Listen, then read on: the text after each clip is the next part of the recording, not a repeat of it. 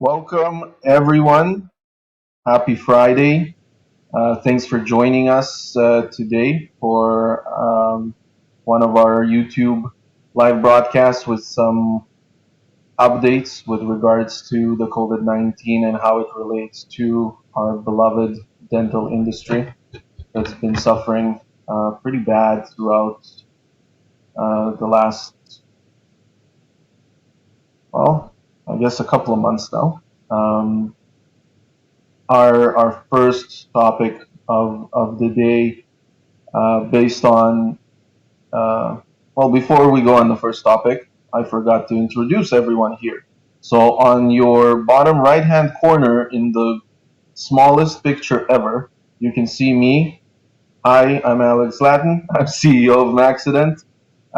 With us today, we have the amazing four, our four account managers. On your top top left hand corner, we have the amazing Noel. On the top right hand corner, we have the marvelous James. On the bottom left hand corner, we have the incredible Mike. And last but not least, on the bottom right hand corner, but not too right to get to the my small little picture, um, we have the amazing Jay with us today. Our first topic is, I think, something that keeps on being um, of great concern and of a lot of almost aggressive discussions on social media that I have seen.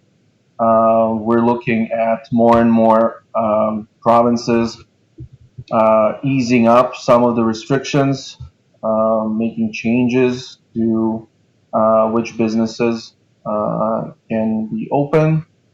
Saskatchewan and Manitoba are amongst the first ones. Alberta is not far behind, and we will see that as the time goes by. So far, we've seen two official IPAC guidelines with regards to opening, seeing not only emergency but also urgent patients. Keep in mind the distinction between the two. And the guidelines are a little draconian, where they're talking about closed operatories, they're talking about, fitted masks and other PPE. If you are to see these patients, one of the biggest concerns that I've seen on social media is requirement for a substantial amount of time between patients in the op. That is going to basically eliminate the ability of dental clinics to see enough patients to even break even, uh, not even talking about being profitable. So, Jay, why don't you share a little bit about what you have learned and what your customers are sharing with you with regards to, reopening, and how does that look like? Yeah, thank you, Alex. Good afternoon and good morning to some of you guys that are watching, and thank you for tuning in. Now, with regards to that, you get mixed emotions. Based like I made out of this whole season, I made the most phone calls that day when it was announced that when the premier of Manitoba has announced that we're opening up, right? Like the dental, specifically like the dental offices. Now, we got mixed responses, mixed emotions. Others were excited. They were really eager to go out there because they have things planned. But then just filling in the blanks of what's the actual requirement in terms of the protocol that came from MDA, which was just released last night.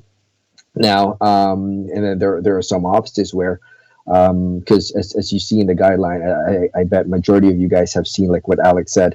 There's only two right now that has officially released, their protocols, which is Saskatchewan and Manitoba.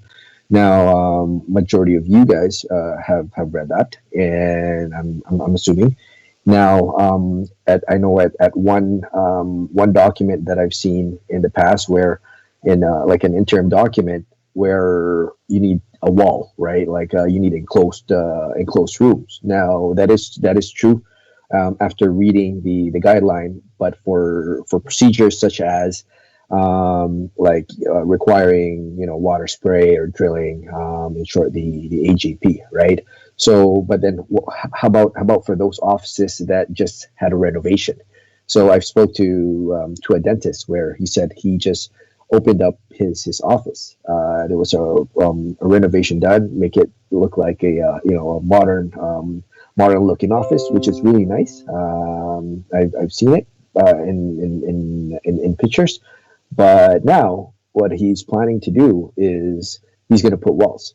Now he said that's not exactly what because now I know we're just as announced by MDA. This is just going to be a stage approach, right? We're in that transition period, but like even if it's just in the transition period, this dentist I spoke to so well, this is for the safety of the patients and the safety of the team. So it's not like whether COVID is here or it will disappear in a couple of months. But then after thinking about it, after all what had happened, he's actually talking to a contractor to actually build walls and like remodeling and restructuring his office. Now, for some offices, that's not easy, right? As we know, like they've struggled financially because of the fact that they are closed, so there's no money coming in. So that's going to be a tough decision, right? But then you get another dentist that would say, well, it's either I do this or I would retire because like what else can we do, right? Or what else can he do then but just follow the guidelines. So there's really different responses, but I see in like I've talked to a couple of offices that their staff are actually coming in now, and they're not just talking about the PPE and the guideline. Now you have to they're now thinking of the whole process, right? Where everybody was so focused on, okay, well, the patient will come in, or some of them will just even wait in their car and wait until everything gets cleaned up. But then how about the other aspects of the operation, where like, okay, well, how are you going to take the how are you going to walk the patients? Are you going to be there, or how are you going to direct them when they go out? How are you going to bill them? In terms of chart notes, like how are you going to write? Like, is there such protocol? And for a lot of offices, that's like they've actually overlooked at these small details. And I guess that's what later on, that's what we're going to be talking about. I know Mike and James has a lot to say about those little details. And yeah, that's for me. And a lot of officers just going day by day because they know that this is going to be an evolving story, and they would just see what would happen in maybe the next 2 weeks, because a lot of them are just really waiting. They're not going to open up. They said they're just going to see how these offices that have actual plans and on Monday, and take it from there. So yeah, that's the conversation that we're having right now. And you're right, Jay. Thanks for the update. Through conversations that I had, there is a lot of problems going on. So there are dentists that have decided to not open at this point, period. Whether it's because their patient base is more seniors, so they won't be able to see, because they are the population at risk. They won't be able to see them anyways. Uh, Whether it's because of lack or shortage of protective equipment, or because their offices are just not properly set up or equipped based on the guidelines. And I think that, for dentists who are watching, or for their staff, if you are opening and you're not abiding to the regulators' guidelines. Um, there might be issues with your malpractice insurance that will not cover um, any type of claims made. I think this is something very, very important to understand. There are other aspects of reopening that I've encountered through conversations with dentists, but also with staff, specifically office managers. Their problem is that the dentist is claiming that they are going to open and that they will have everything that's needed, but the staff are kind of sure to an extent that they do not have everything that's needed and they are afraid for their health. And some of the instances, this can actually become an employment matter whereby you're recalling your employees from being laid off and they refuse to come. And does that mean that they actually quit? And that has implications on things like severance pay and other things. And what does that mean to you as a dentist if they make a claim for human rights by refusing to work in a workplace that they feel is unsafe? So things like that, in particular, we're going to touch on in a webinar that we're having next week on Wednesday with the Rudner Law. If you haven't registered yet, please do. If you don't know where to get the link, please reach out to one of us and we'll redirect you to the registration page. There are over 100 registrants already. So it's going to be a popular webinar that is going to probably have more questions than answers, but at least you're going to walk out with a little bit better understanding of reopening and what it has to do from your legal responsibility as an employer or what are your rights as an employee. Um, the other point that I wanted to touch on is I've been a standing advocate for the fact that we should never build open space operatories just because it looks modern. Outside of all of the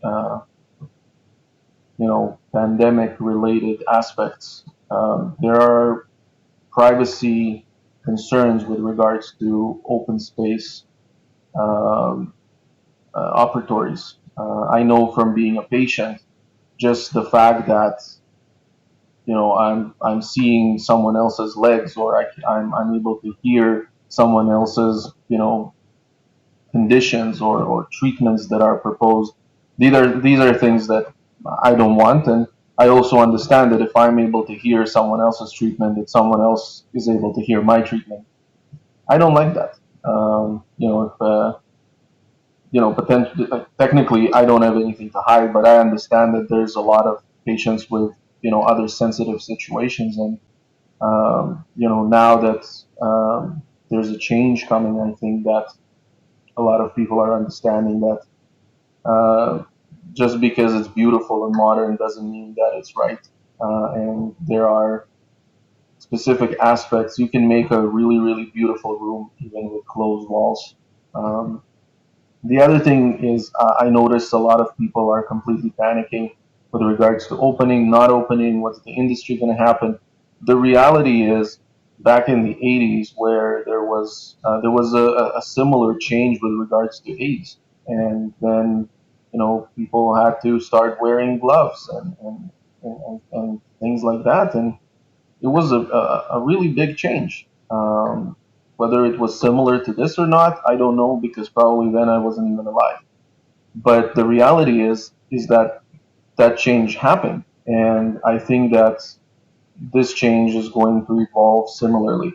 We're going to have really draconian types of guidelines right now because there is no research. There is no clear understanding of this virus, of the pathogens and all of these things. And research takes time. So until we have that, better safe than sorry. We have to take the appropriate precautions and deal um, with what we can. we have to take care of our patients within all of the unknowns and the limitations. And I think that's what's important to understand.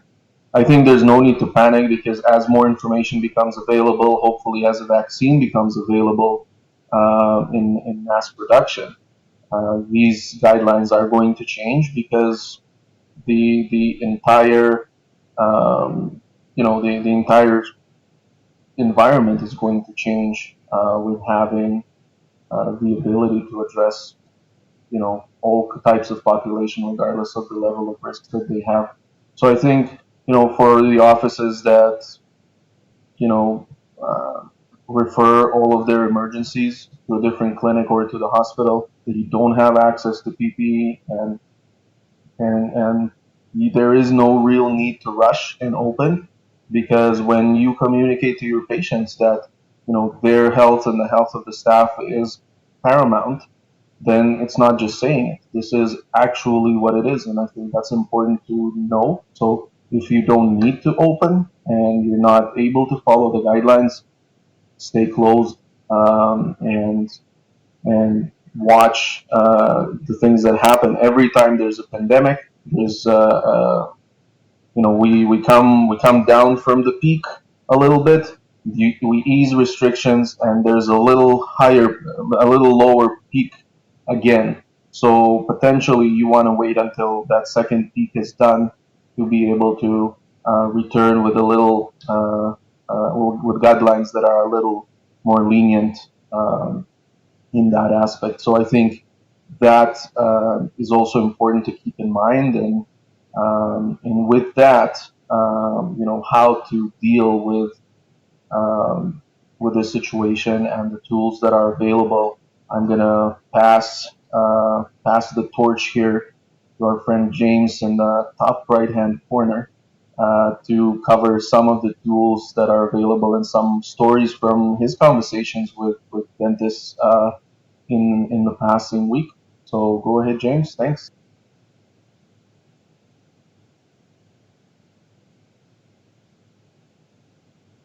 Thanks, Alex. I appreciate that. Hi, everybody. No, and you're right. With the offices that are now reopening slowly, and the guidelines that are coming out, I think everyone, all the rest of the provinces, are going to have their eyes on what Manitoba and Saskatchewan are going to be going through the first phases. I'm sure other provinces will follow suit with the same sort of guidelines, possibly amending things as they go forward. But one of the things that Alex and I saw last night was a part talking about PPE and supply chains, and purchasing PPE, 2 weeks at a time for right now, just to make sure that supply chains are completely fluid and people can get the necessity needs that they need to open up their offices with. This is all relevant to everything. Like last week, just following up with what we were talking about with patient communications, how it's kind of become a must-have in these situations to allow them to know of any changes that are being made and what their procedures are when they come into the office, and how it's going to be for the short term until things go back to what I like to call a new normal. Because I believe a lot of us, as much as we talk about things changing, I just think the sensitivity levels to real life threats, such as viruses and pandemics, we're just going to be more in tune with social behaviors that are going to work in our favor should a pandemic ever happen again of this magnitude, or those spikes when they do happen. Last week, we also talked about patient health always comes first, minimizing touching paper and cards and envelopes and things like that. And we also talked about what the office dynamics are going to look like going forward, and who's reaching out to your patients right now, and the relationship value that it has when the dentist themselves is reaching out to their patient base to let them know exactly what's going on. The care value to the patient, hearing it from a doctor directly is a big thing as well. Over the last week, I've had a lot of conversations over the last month. A lot of them have been scattered in different areas. mainly concerns with, financial situations, or, when is this going to reopen? When can people kind of get back into the game? But a lot of that conversation has also been on, well, what can I do right now to really bolster myself going forward? So when we can return to work, do I have all the tools that are available for me to use? And a good question came up with a doctor that I'm bonding a close relationship with, and he had asked me straight out, like, what are we doing as a company right now to develop things that will make work easier post COVID? And that's, that it's a great question. It's a hard question to answer for a few reasons. Mainly until there's regulatory direction of where offices and the types of tools that they need developed going forward to help them.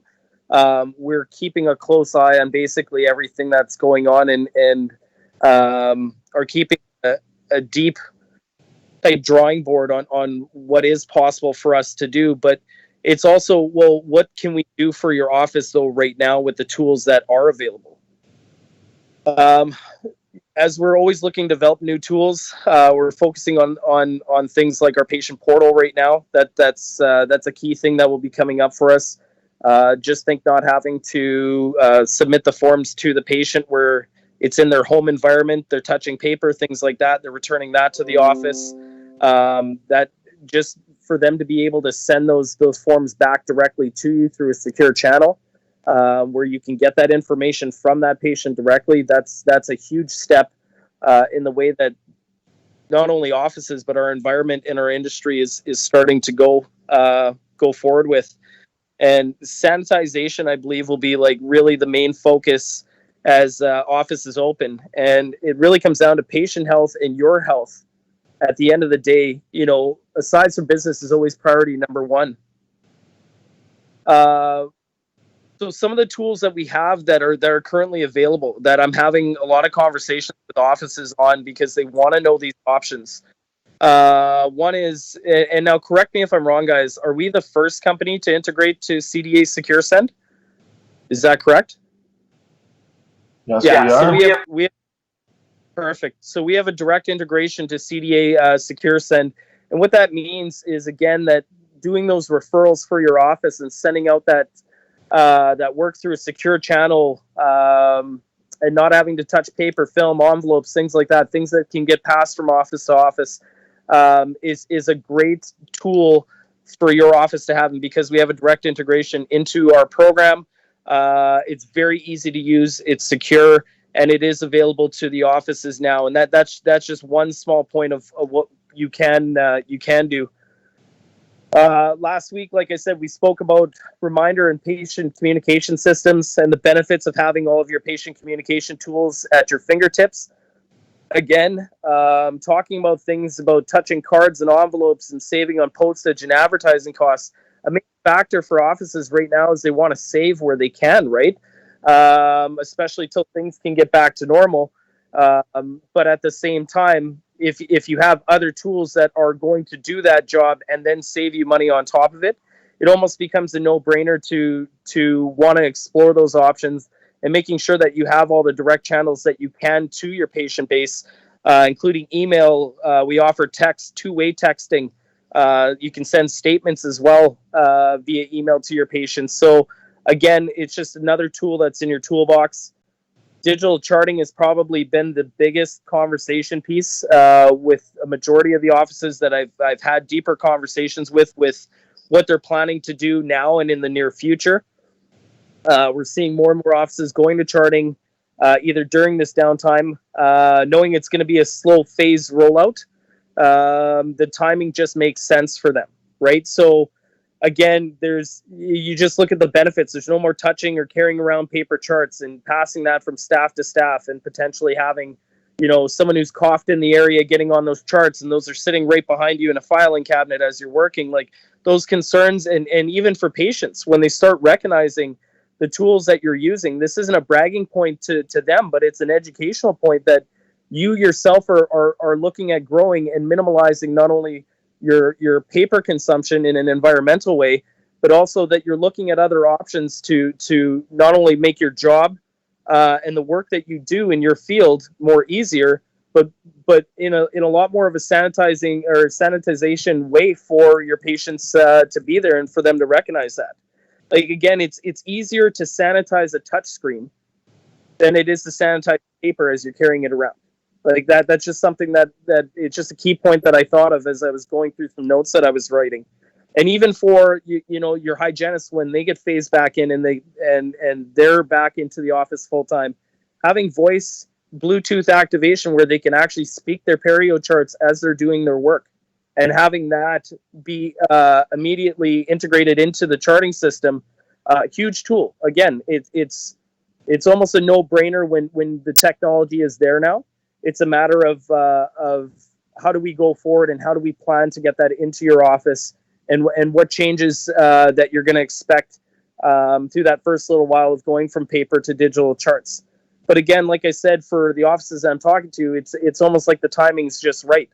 You have minimal patients that you'll be accepting, but you'll have enough time that you can also be absorbing and putting these things into future charting for them as well, which makes, when it becomes go time again and everyone hits the ground running, a lot easier for you to integrate and to use the system as well.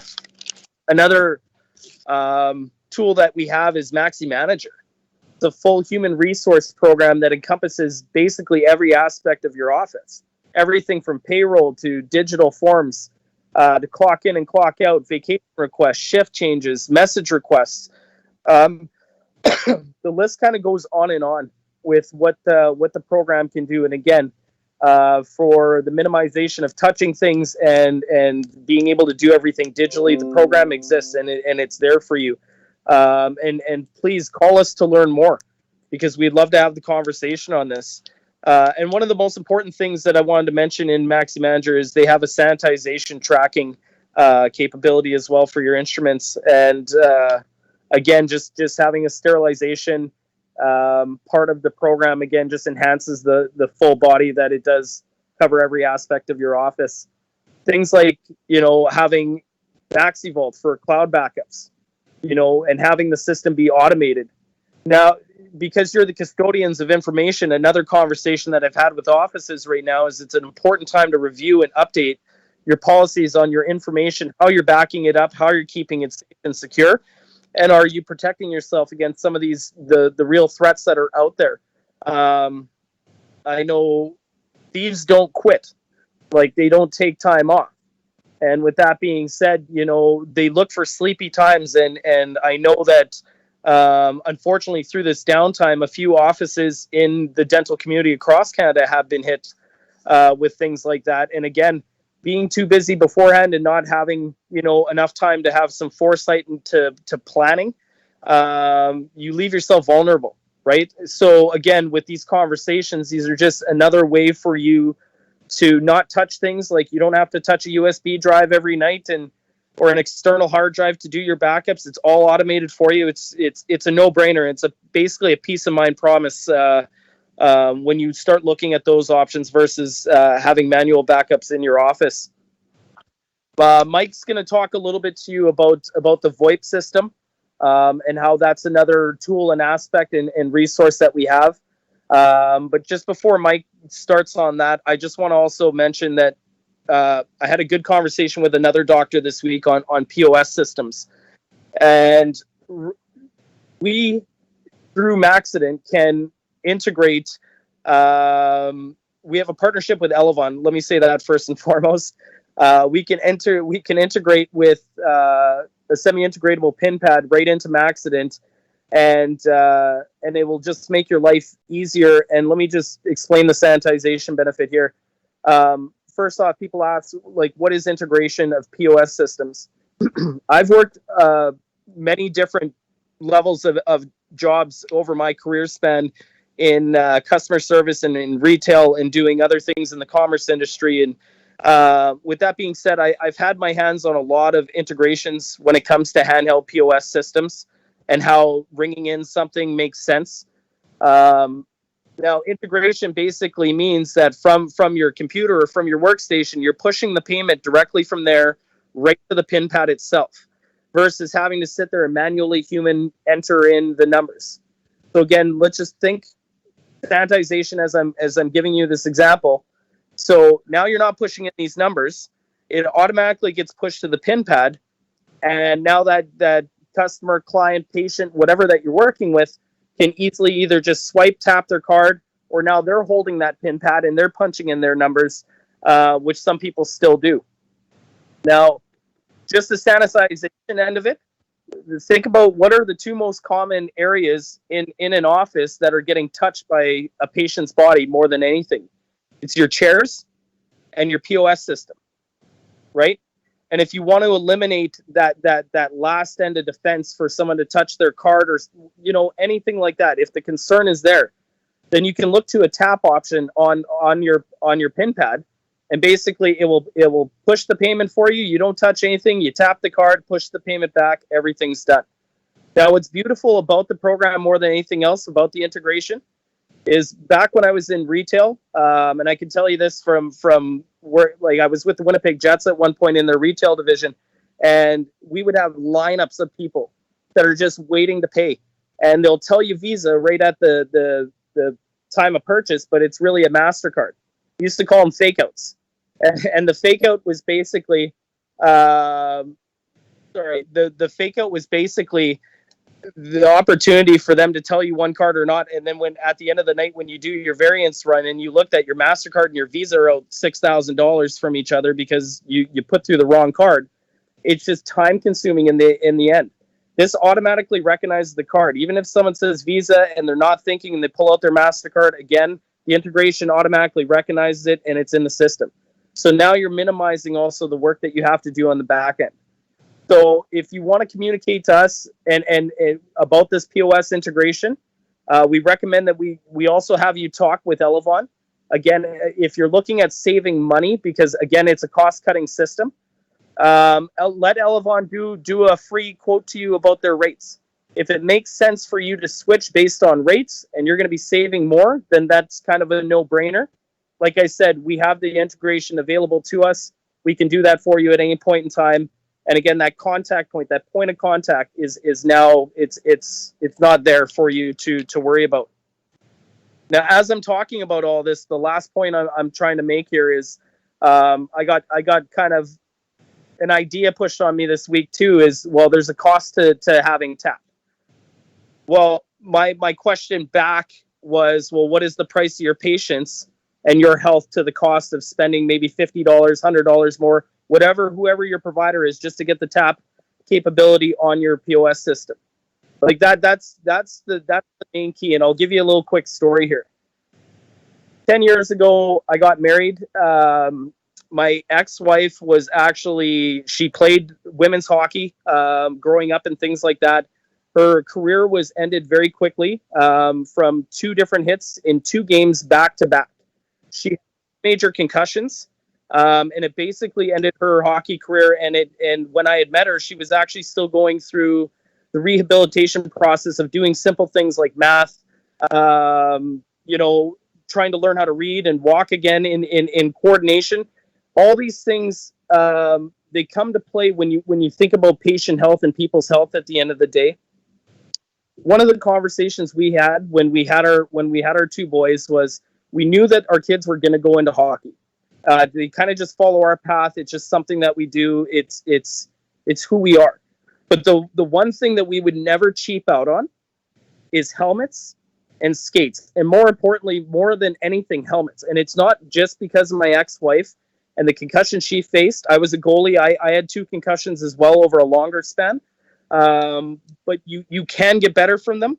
But what I'm trying to say is, I would rather go out and spend $400 on my kid's hockey helmet to make sure that my kid was fully protected in ways that protection wasn't available to me when I was a kid in the same way, than to risk anything else. I want them both to play and enjoy the game, but I want them to make sure that I wasn't not investing in that. And something like when that question came up about the TAP, I just thought to myself, I'm like, it's so negotiable in the sense of an out cost that you may have right now. to your patients, and not passing anything more with the virus, or having another point of contact where someone can touch. So the cost is minimal for health concerns, and it really comes down to your preventative measures, right? And whatever that you're going to do to prevent the situation from happening. And by relating that to my experience, like I said, again, it was a no-brainer. I just don't think about cost at that point. I think about people's health first. So please, like, if you're interested in any of this that I've spoken on, or any of the features that are available to you, if you don't have them, feel free to contact us. We know that with the slow rollout right now, we're going to be contacting pretty much all of our offices again within the next 2 weeks. We'd love to sit and have this conversation with you. Please let us know and reach out if you need something sooner. Great stuff. Thanks, James. I think the idea is, outside of the guidelines, with providing the actual treatment and check in, check out, I think you have to look at, you know, in a sober way, look at your patient's journey, but go dive into the details, see all of the places that your patient is touching or might be touching, and try to come up with ways of how to eliminate that. Now, are you able to eliminate it all? No, but you're able to minimize their touch points with the things, especially that either other patients or your staff are touching. So I think that's really important. One of the things that James mentioned is the payment machine, and this is a big deal. I'm assuming that in a healthy practice, everyone touches, all patients are touching the machine at one point or the other. And one of the things is not only that you have to take the PIN pad and enter the amount. I think also you need to grab the receipt that is printed on the point of sale device, and you have to take it from it and attach it to your to the other receipt that you have from your from your practice management software, whether it's Maxident or any other one. And when you have this integrated, you do not need to take out the receipt from the point of sale device. There's one less touch point just by having that integration. Outside of all the benefits that James covered, I think that's another touch point that you eliminate, and the more of these you eliminate, the better your practice is in terms of dealing with this type of a situation. So that's really, really important. And if you're able to come up with the list, that's one of the other things that you can do as part of figuring out how to prepare to reopen, actually, is to have a list of all of the touch points of patients. Look at the doorknob inside and outside. Look at the chairs in the waiting room. They've asked to remove all of the magazines and games, toys from common areas. But what are they going to do, right? You have to display some information. You have to, especially if people are waiting long times in between patients, they're going to have to do something. So there are things that you're going to have to do. You have to figure out ways. If you have a tablet that you pass around for medical questionnaire, you need to create sterilization systems for that. Maybe cover it in like a plastic wrap kind of thing and then sterilize that. Those are the things you need to look at. You need to digitize your patient flow, just because it is going to naturally reduce the amount of touch points patients have with with hard surfaces. But it also going to create a better database for you to run your practice as you do that and make you more efficient. Um, and I think that if you're able to come up with that list and then listed by biggest impact and lowest cost of doing it, and start tackling the items from the top of that list, you're going to be at a really better spot when things return to, I guess, the new normal. I think that's really important to note. And with that, we're gonna move it to Mike, who's going to talk to us a little bit more about tools, but also about remote work. Ahead of coming back, and talk about his conversations with his clients and how what they're going through. So Go ahead. Thanks, Alex. And James, as you were mentioning, that toolkit, that's a great toolkit, and especially with the POS, patient's health is always should be number one. As for additional tools going on to that toolkit, things like VoIP, it brings a lot of functionality into the office. So one of the biggest things being voicemail to email. So while you're out and about, you can still check those voicemails, getting it straight through your email there, as well as a nice ability to dial out from anywhere. So say if you're at home and you need to make a call from the office, you don't have to be at the office this time. You can actually do a dial out using, say, your cell phone, and it'll dial specifically using the office phone. So that'll allow you to work a lot more efficiently while at home. Another one that is really nice is that you can create a call menu to delegate those emergency calls. So that way the patients have a bit of an idea as to where they're going to go from calling the office, whether it be an urgent appointment or if it's something that is more of an emergency. One notable thing that VoIP can bring into this scenario is being able to record those voice calls. You're going to be doing a lot more teleconferencing, for example. If you're going to connect with them, whether it just be a phone call or it be a video call, you want to make sure that you get a recording of that, as that is patient information, again, health records. So you want to make sure that that's a secure recording that you're getting, secure communication that you're having with that patient as well. So that kind of brings me on to another tool that can kind of go all around teleconferencing. And that would be using programs such as GoToMeeting, for example, for video recording. Something that's really important to keep in mind when working with all these digital tools is you're going to be having a lot of this patient health information communication going back and forth with them. You want to make sure that when you're having that communication, it's on a secure encrypted path when you're speaking with that patient. So while you're in recording, that you know that recording, nothing bad is going to happen to that, as well as after the recording. Where is that recording going to go? Is it going to upload to your iCloud? Do you know where that's being stored? So for example, with GoToMeeting, it gives you an ability where you can actually have that video conferencing with your patient.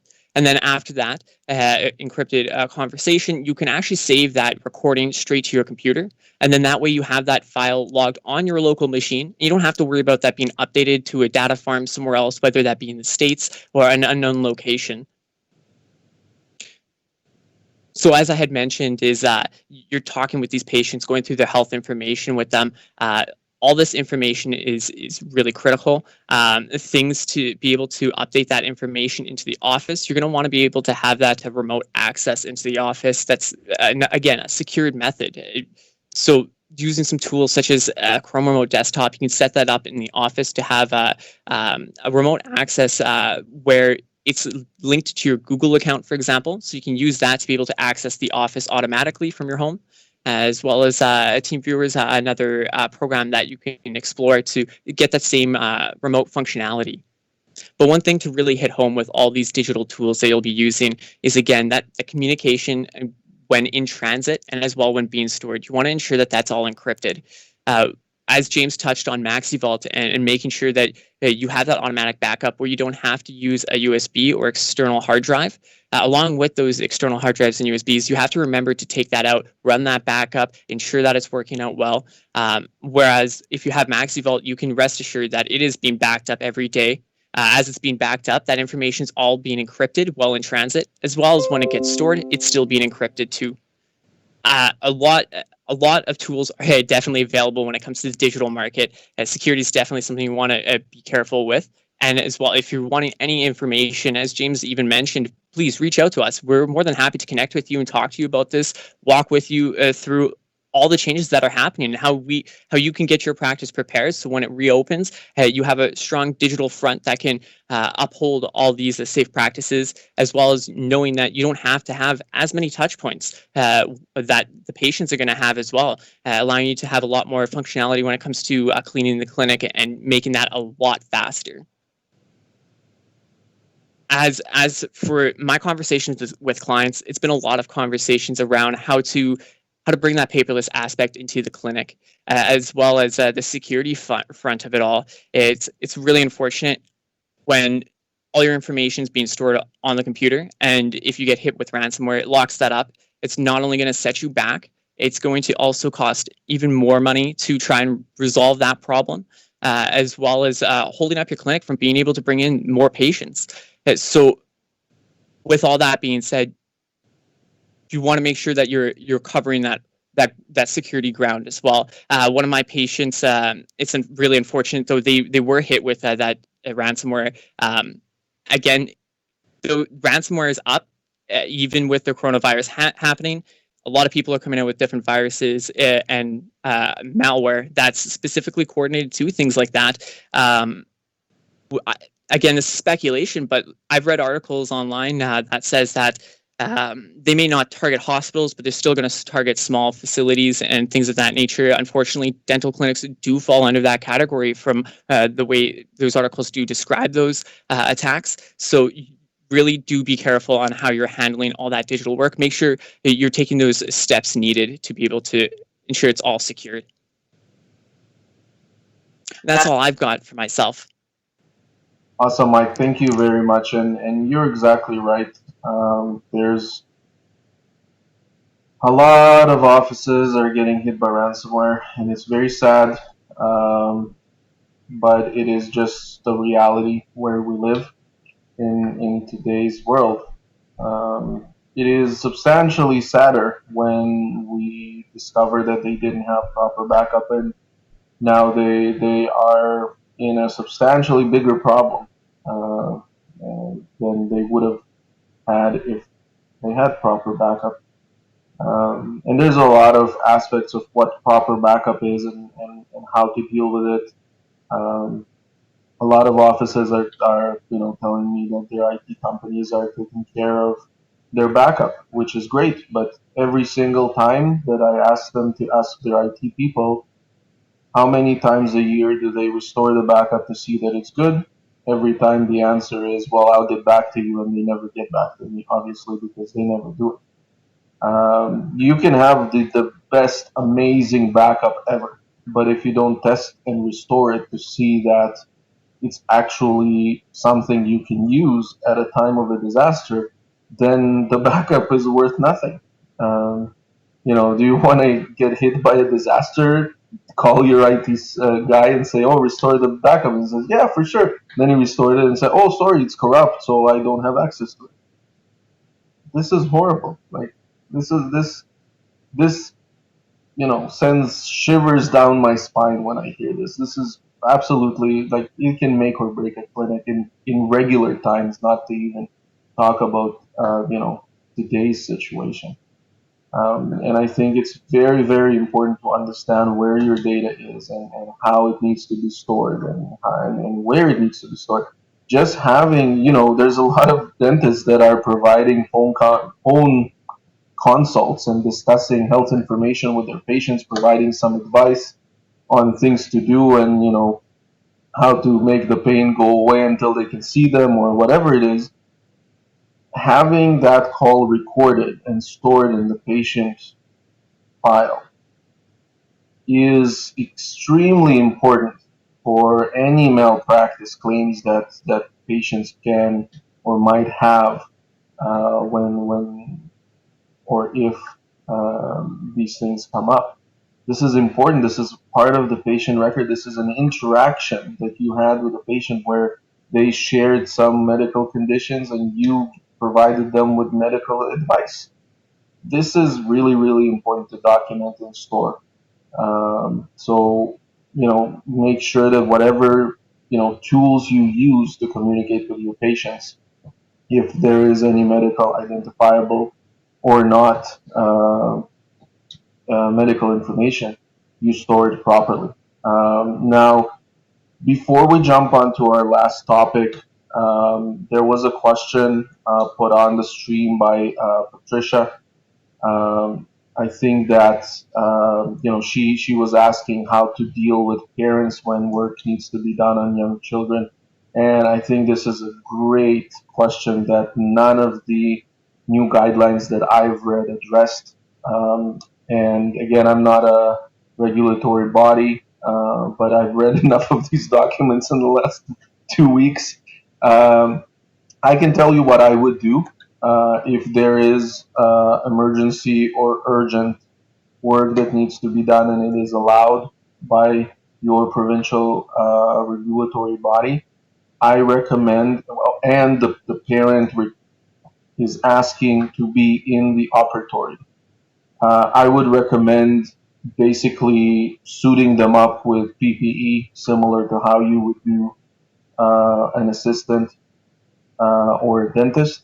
If you need to fit them with an N95 mask and you have those, then you do it. If your regulator says it has to be a fitted N95 mask and you can't fit it to a parent, then don't see their child. Refer it out.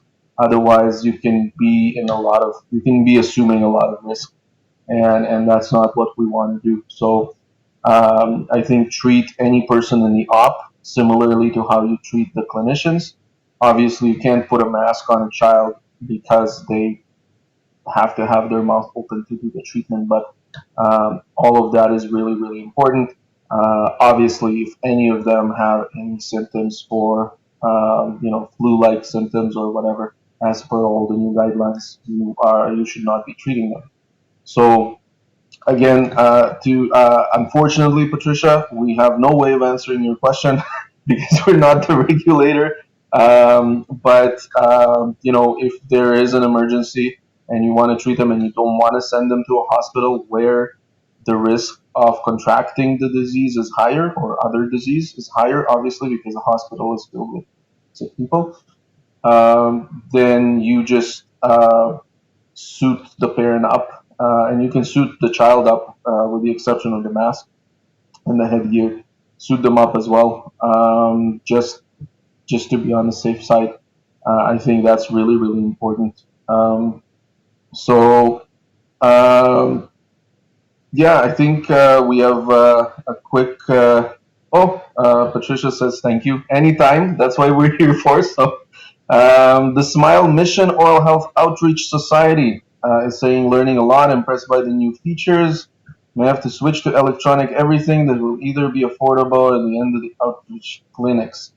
Yeah, so unfortunately, we are looking at substantial expense for new equipment. I've seen clinics that have gone ahead and bought um, the equipment. I think it's called Medivac.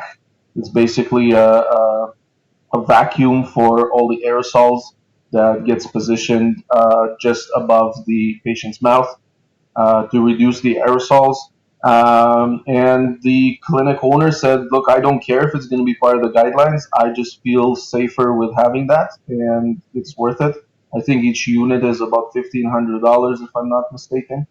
I've talked to doctors that are putting in UVC lights across their ops. uh, I'm not a big fan of that because some of the research suggests that that actually is not really good, as it causes cancer. So, again, I wouldn't really do anything rushing in. I would wait for guidelines, but if you want to feel safe and implement all of the items that the private companies are offering you, then sure you can go ahead. That's okay. That's a business decision.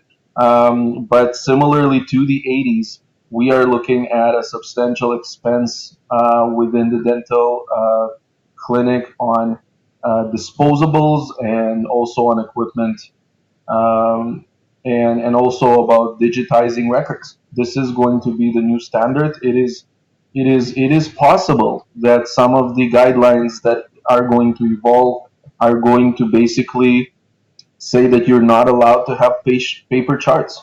It is plausible. It is something that I believe regulators are considering, and if they're not, then they should be, because paper, you cannot sanitize it. Period. It's paper. So yeah, it's should be, and everyone who is still using paper charts need to think about the process and timing, whether the timing now is the best one or you want to wait. But this is happening in just state of New York, and it's the new epicenter of this pandemic. But about 4 years ago, they have completely eliminated paper prescriptions. Paper prescriptions are no longer accepted in the state of New York for over 4 years now, or even more. So this is coming. There's a lot of digitization that's happening in the medical field just because it's going to contribute to collaboration between the various professions: the family doctor, the optometrist, the dentist, the cardiologist. All of that, they need access to unified information about the patient to make better decisions about treatment or medication, and I think that's very important. But all of this is coming, and potentially the pandemic has sped up some of those changes that are coming. And I think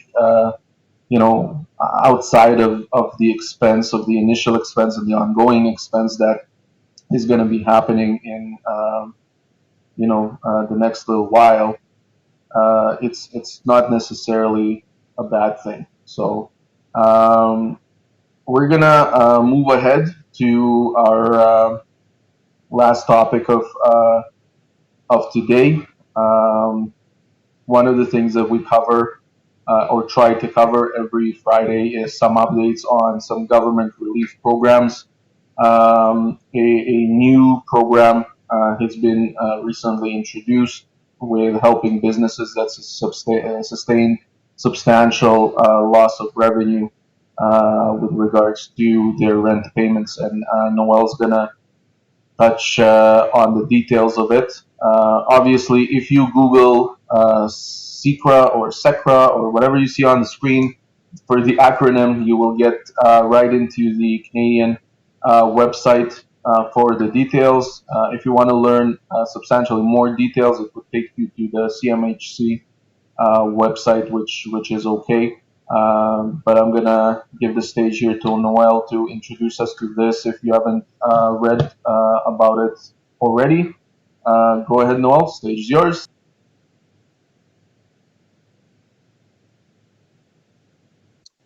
Thank you, Alex, and good day to everybody. And again, this is the secret for small business and how this will benefit to the tenants. And the objective of this is two main things. One is to help the commercial property owners and to reduce the tenants' rent. I would say, this is very timely as I spoke with a few offices a couple of weeks ago, and I asked them how are they coping up with this pandemic, office rents, and all that kind of stuff. And they specifically mentioned that they might have a payments for the current month, but the problem is the upcoming months. Which is, I'm very excited when I hear about this program that there will be a substantial amounts to be covered by the government through the commercial property owners. And this program is managed by the Canada Mortgage and Housing Corporations in partnership with and on behalf of Canada in partnership with the provincial governments. Now, there are a few eligibilities for the property owners, which is I would like to highlight a couple of them that make sense for the tenants. The first one is the commercial property owner have to enter into a rent reduction agreement for the period of April, May, and June. And this is to reduce the tenants by at least 75%. So that's a huge relief for the commercial renters. Now, the second thing is these agreements will include the memorandum of evictions for period or for the month of April, May, and June. Now, who are the impacted or affected small business tenants? And these are offices that are not paying not more than $50,000 in a month per locations. If you have multiple locations, that will be $50,000 per month per locations. And you do not generate more than 20 million in gross revenues, meaning that's a consolidated for all offices, and have temporarily close the offices or experiencing at least a 70% decline in revenues. Yeah, and now how to measure the revenue loss? There is you can compare the revenues from April, May, and June of this month compared to April, May, and June of last month. Or you can also use the average revenue for January and February. Now, again, this is not operational yet until May, April. Oh, I'm sorry, May, I should say, but it's a retroactive from April and up to June of this year. Now, what normally the payments, rental payments are collected on the first month, every first month, every first of the month, I should say. Now, they are, if they collected that already at the time of approval, this will be, the tenants will have to credit this into the future months. So let's say they collected April, they collected May, so this will be for July and August. And that's it for me, and thank you for tuning in. Awesome. Thanks, Noel. So, like the other programs that the government has put forward, wage subsidies and things that replace the EI with specific response to the pandemic. These are government programs and steps that they're taking to help the economy while everyone's trying to stay at home. And I think that if you're a business owner, whether you're a hygienist, dentist, or a dentist, your business has been impacted and you have lost substantial revenue that is exceeding the amount stated in the program. So I think that working with your landlord and applying to this, whether it works or not, makes complete sense. Because whether it works or not, you don't know. But if you don't do it, then it's for sure not going to work. So try it, and hopefully you are able to get a little bit of relief with regards to that as well. You will need all of the funds when it's time to reopen. And I think that, kind of going back into what we were talking about earlier when reopening and the new expenses and everything. I think James mentioned that you're trying to save everywhere that you can with regards to expenses right now. One of the things that you're able to do is look at all of the various subscriptions that you have and see if you're able to turn any annual subscriptions into monthly. That is going to be a substantial relief on cash flow right now, and hopefully as time goes, you're going to build up that revenue. And if you have any savings on annual subscriptions, you'll be able to enroll in those again and maintain the savings. But it will help you substantially with managing some of the cash flow, or at least not depleting your cash at the moment. Similarly, I hope that all of the business owners that are tuned in right now have applied to receive the 40,000 loan, $40,000 loan that's available through the government, just because you can pay it out and you only have to return 30K and it's no interest. So it's almost like the government is gifting you $10,000, and we all know that we have things that those $10,000 can go towards. So I do recommend taking advantage of that because every little bit helps. Um, and with that, I would like to say thank you to everyone who tuned in this Friday. If you have any questions, please feel free to post in the comments or reach out to us directly. We're always here and ready to have the conversations and share some of our knowledge. We will see you in our next webinars, but if not, we will definitely see you here next Friday. So go and have fun over the weekend. It's almost the end of day Friday, although all the days look the same. So Try to enjoy the weekend. Hopefully, it's gonna be nice outside. But don't go to public places still. Um, we'll see you next week, and until then, thank you very much, and till then.